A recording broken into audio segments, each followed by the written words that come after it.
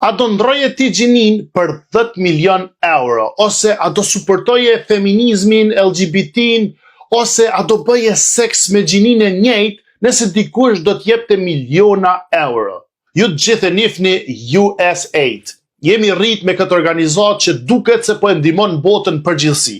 Por, me ardhjen e Donald Trumpit mbështet, me vizionin kundër ideologjisë woke, bashkë me Elon Muskin, ata zbuluan diçka trishtuese në fakturat e shtetit.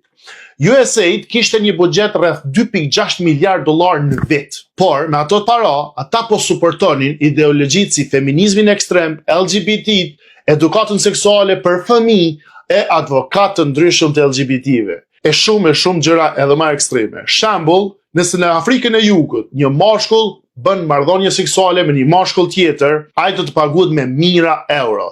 Buxheti total ishte 6.3 milion euro në vit. Për ata që suportojnë LGBT në Ballkan, duke përfshi Kosovën e Serbinë, mbi 7 milion euro buxheti vjetor. E buxheti për mediat, hapni vesh, 34 milion euro. Qëllimi dihet, emisione për promovimin e LGBT-ve, feminizmin ekstrem, ateizmin, prishjen e familjeve e degenerimin e popujve. Këtë këto fakte mundi me i verifiku në doge.gov. Andaj bojkotoni mediat që kanë këto propagandat ekstreme. Mos lejoni që mediat e sponsoruara nga djalli të ju shkatrojnë juve, familjen edhe fëmijët tuaj. Edhe mos harroni se organizata si USAID ka me mira në përgjith botën.